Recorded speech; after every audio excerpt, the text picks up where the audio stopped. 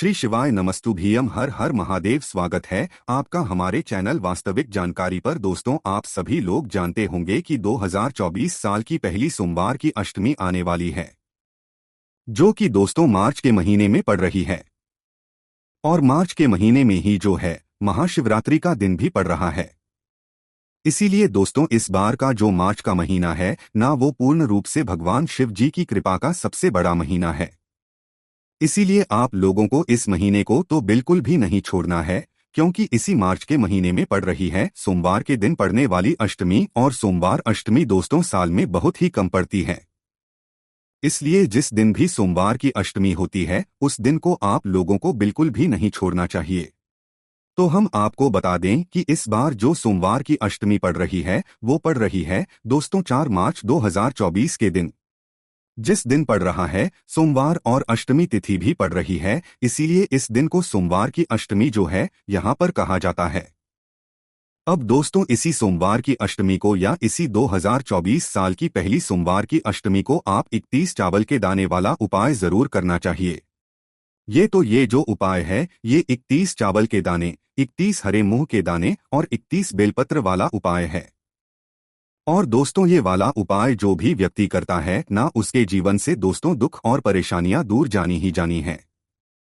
उसके जीवन से जो धन समृद्धि की जो कमी रहती है वो जानी ही जानी है। उसके घर उसके पास में धन समृद्धि आनी ही आनी है, या आपकी जो भी मनोकामना हो ना वो आपकी मनोकामना पूर्ण होनी ही है। क्योंकि दोस्तों सोमवार की अष्टमी का दिन होता ही ऐसा है, भगवान शिव जी को सबसे प्रसन्न करने का सबसे बड़ा ये दिन माना जाता है। इसीलिए आप लोगों को इस दिन बिल्कुल भी नहीं छोड़ना चाहिए, क्योंकि दोस्तों सोमवार की अष्टमी के दिन भगवान शिव जी के मंदिर में शिवलिंग के पास में 64 योगिनियां विराजित रहती हैं, सभी देवी देवता विराजित रहते हैं। तो अब आप खुद सोच सकते हैं कि भाई सोमवार की अष्टमी का दिन कितना बड़ा माना जाता है, कितना बड़ा होता है। तो दोस्तों जो सोमवार की अष्टमी पड़ रही है वो 4 मार्च 2024 के दिन पड़ रही, तो भाई इसी दिन आप लोगों को 31 चावल के दाने वाला उपाय करना है। अब ये वाला उपाय आपको कैसे करना है, किसको करना है, किस समय करना है, ये सारी जानकारी हम आपको इस वीडियो में बताएंगे। सबसे पहली बात दोस्तों, सोमवार की अष्टमी का जो सबसे बड़ा उपाय है वो 31 चावल के दाने वाला उपाय ही है। इससे बड़ा और कोई उपाय ज्यादा नहीं है। तो इसीलिए आप लोगों को इस उपाय को अच्छे से समझना है और जरूर करना है। सबसे पहली बात हम लोग ये समझ लेते हैं कि ये 31 चावल के दाने वाला जो उपाय है ये किस लिए किया जाता है। तो देखिए 31 चावल के दाने वाला उपाय है ये आपकी सभी समस्याओं के लिए किया जाता है।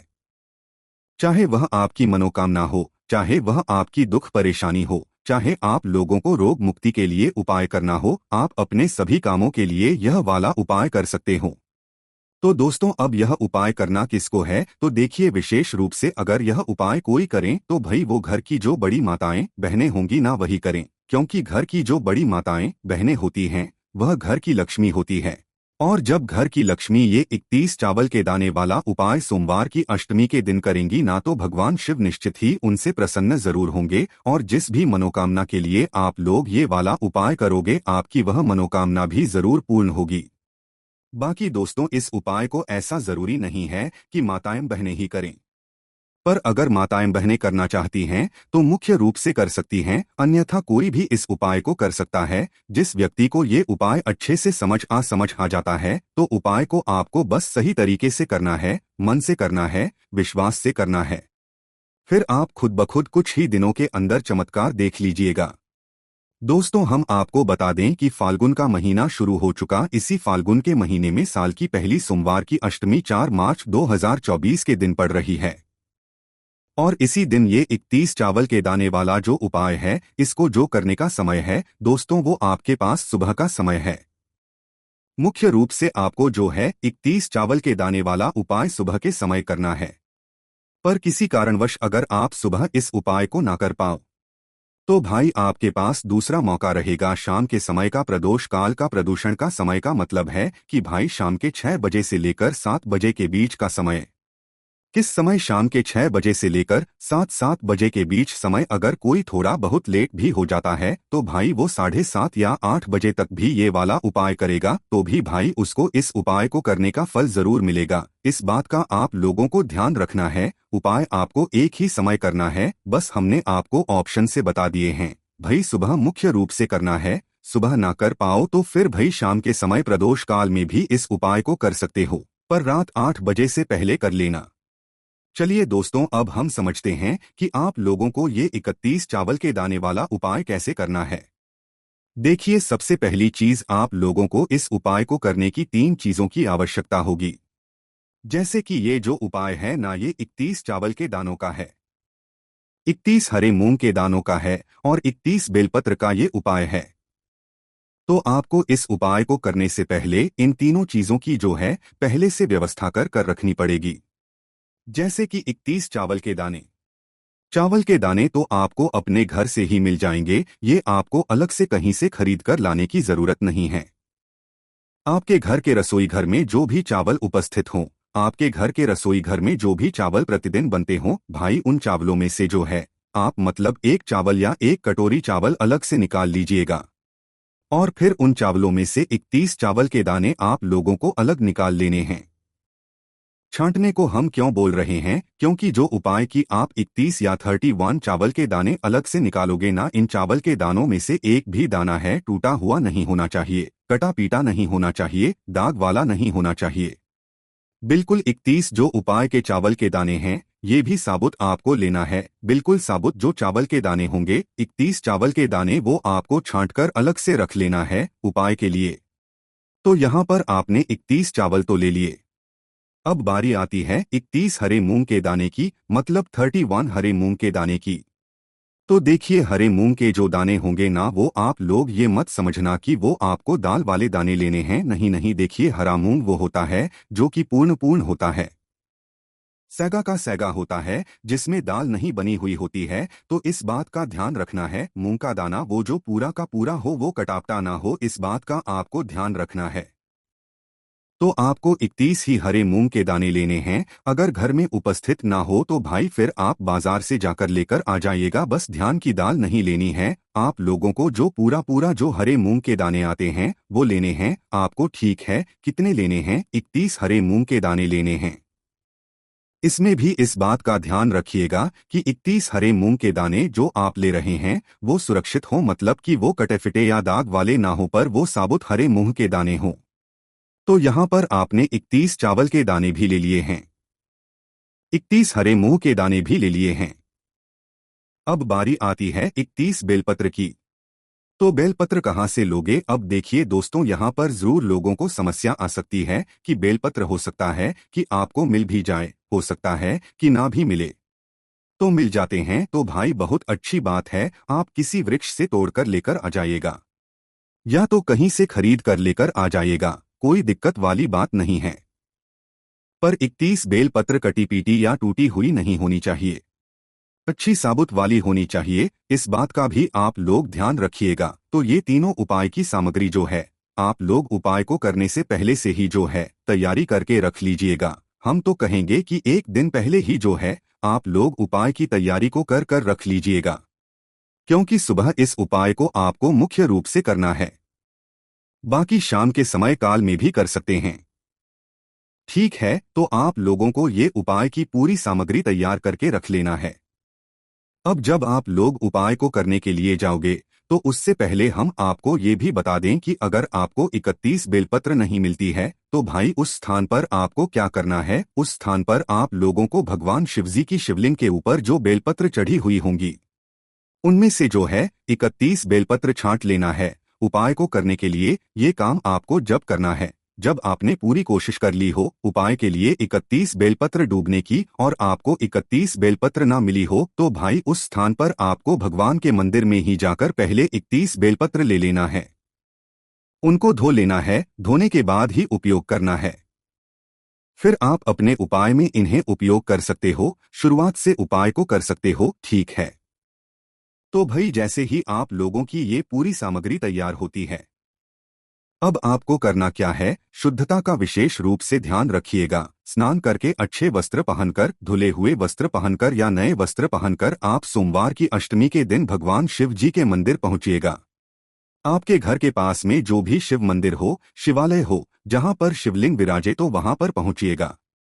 और पहुंचने के बाद आपको सबसे पहले क्या करना है, देखो, इसको करने के साथ में आप भगवान शिव जी की पूजा अर्चना करने के लिए एक लोटा जल, बेलपत्र, फूल, गुलाल वगैरह लेकर जा सकते हो, पर अलग से लेकर जाना। उपाय की जो सामग्री है वो अलग रखकर लेकर जाना, और जो पूजन की सामग्री है वो अलग अलग रखकर लेकर जाना।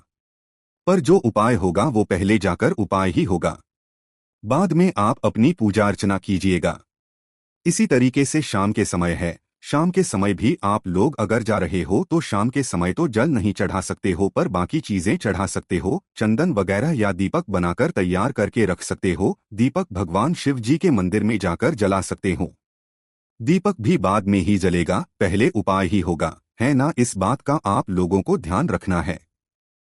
जो दीपक आप लोग बनाओगे, शाम के समय अगर उपाय कर रहे हो तो भाई वो आटे का लेना, गोल बाती रखना उसके अंदर, और शुद्ध देसी गाय का घी डाल लेना। शुद्धता का विशेष रूप से ध्यान रखना, शुद्ध देसी गाय का घी ही आप लोग इस उपाय में उपयोग करना। तो करना क्या है, सबसे पहले जैसे ही आप भगवान शिव जी के मंदिर पहुंच जाते हो, भगवान शिव जी के मंदिर के अंदर पहुंचना नहीं है, आपको भगवान शिव जी के मंदिर की चौखट पर आकर खड़े हो जाना है। कहाँ पर खड़े हो जाना है, चौखट पर आकर खड़े हो जाना है। अब सबसे पहले आप लोग जो 31 या 31 चावल की ताने आए हुए हो, भाई आपको इनको अलग से निकाल लेना है आपने, क्योंकि ये जो वाला जो उपाय है ये भगवान शिवजी की चौखट से शुरू हो जाएगा, अंदर जाकर शुरू नहीं होगा, ठीक है। इसलिए हमने आपसे कहा कि जो भी आप पूजन सामग्री लेकर आओगे वो आप बाद में ही इस्तेमाल करोगे, बाद में ही भगवान शिव जी की उनसे पूजन करोगे, क्योंकि ये उपाय जो है भगवान शिवजी की चौखट से ही शुरू हो जाएगा, आपके मंदिर जाते से ही शुरू हो जाएगा। पर जो लोग बेलपत्री लेकर नहीं गए होंगे, बस वो लोग या करें, पहले अंदर जाकर बेलपत्री उठा लें, भगवान शिव जी की शिवलिंग से उनको धो लें और फिर वापस से बाहर आ जाएं, और उन्हें फिर इस पाई में कर सकती है।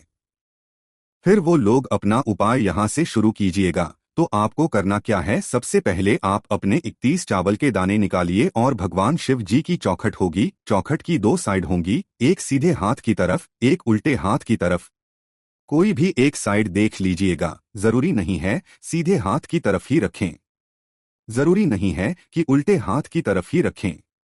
आप कोई भी एक साइड देखिएगा, उस साइड पर सबसे पहले अपने वह 31 चावल के दाने निकालकर एक साथ अपने सीधे हाथ के हथेली से भगवान शिव जी की चौखट पर रख दीजिएगा।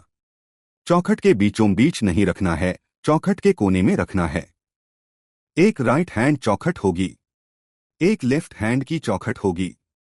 तो भाई किसी भी एक कोने में जो है आप लोगों को जो है ये 31 चावल के दाने एक साथ जो है अपनी सीधी हाथ के सिली से रख देना है। और चावल को रखने के बाद अपनी मनोकामना भगवान शिव जी से बोल देना है।